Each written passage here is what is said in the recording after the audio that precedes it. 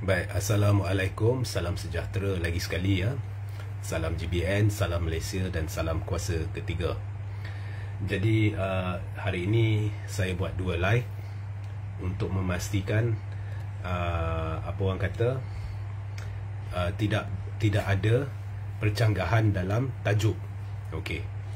Jadi tajuk live kali ini adalah berhubung dengan nepotisme dan kronisme di bawah kerajaan pimpinan Anwar Ibrahim yang makin menjadi, dan terkini ada pelantikan baru, iaitu pelantikan Nazri Aziz sebagai duta ke Amerika Syarikat.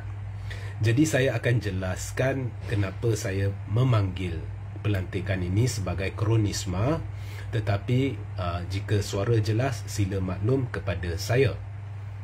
Baik, sebelum saya sampai kepada kronisme, nepotisme dan kronisme sudah menjadi amalan Anwar sebagai menteri sejak 90-an lagi, dan ini telah dibuktikan secara hitam putih oleh Perdana Menteri pada ketika itu, Tun Mahathir.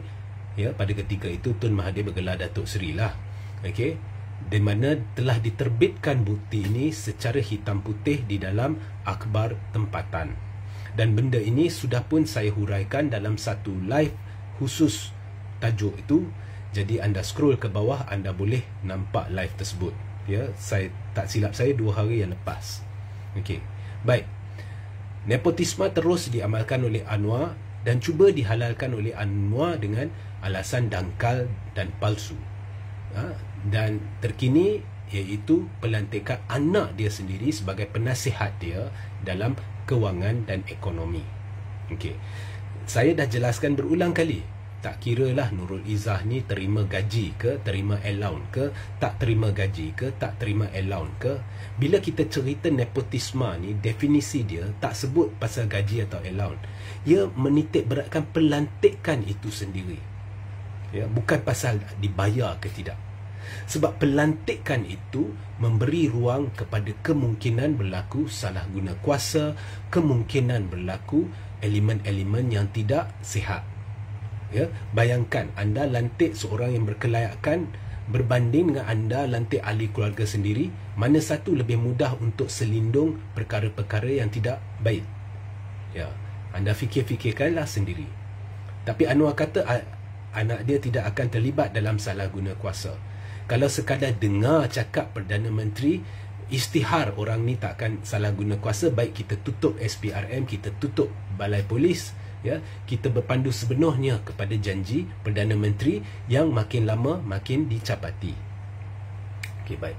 Jadi dia dah lantik anak dia, dia sudah menidakkan jawatan itu bagi ramai rakyat Malaysia yang lebih berkelayakan. Ya, dia mengutamakan keluarga dia berbanding dengan rakyat. Ya.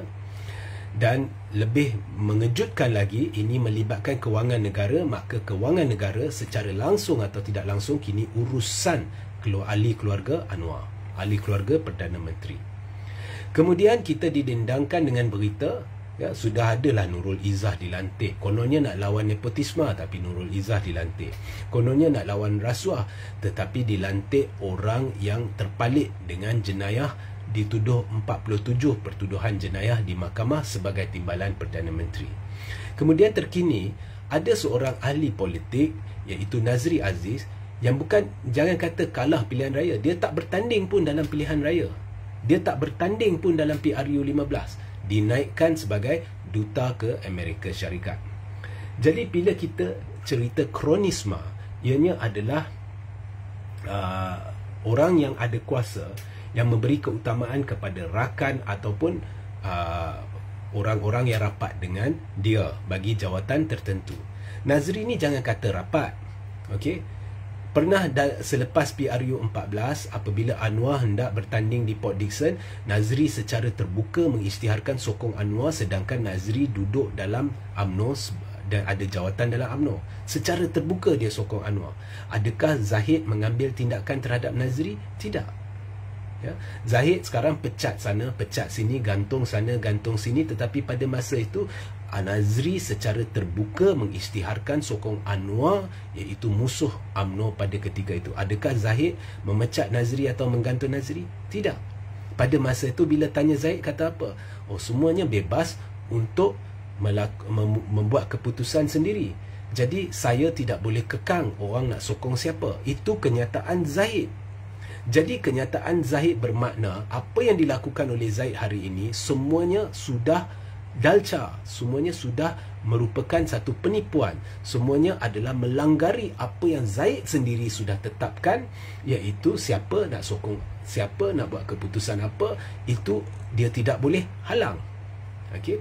Tapi apa pun dari situ, bukan hanya kita nampak Zaid ni kaki kelentong dan sebenarnya sedang membuat parti UMNO seolah-olah parti dia sendiri, parti warisan dia sendiri, secara memerintah secara kuku besi, secara diktator, tidak konsisten, hanya mementingkan orang-orang dia. Yang lebih penting lagi ianya membuktikan Nazri ni sekutu rapat Anwar, dan telah benda ni telah disahkan oleh Nazri sendiri. Jadi sekarang dia tak bertanding pada pilihan raya umum, dia tidak ada apa-apa jawatan, tetapi sudah dinaikkan sebagai duta. Makin hari makin jelaslah ini adalah kerajaan kronisma dan nepotisma. Ya. Inilah hujah saya. Okey. Kalau tanya Anwar, dia akan beri alasan-alasan dangkal. Tetapi nampaknya Anwar terpaksa melakukan lantikan-lantikan ini. Kalau dulu mereka kata kerajaan yang terdahulu, kerajaan sogokkan kuasa dan kedudukan, tetapi apa yang dilakukan oleh kerajaan ni jauh lebih buruk daripada mana-mana kerajaan selepas PRU 14. Dan jangan lupa, pada PRU 14, kerajaan pimpinan Pakatan Harapan menjanjikan bahawa tidak akan berlaku lantikan orang politik bagi jawatan duta, diplomat. Jadi awak sudah dikencing. Okey, sehingga kita berjumpa di lain masa. Assalamualaikum, salam sejahtera, salam GBN, salam Malaysia dan salam kuasa ketiga.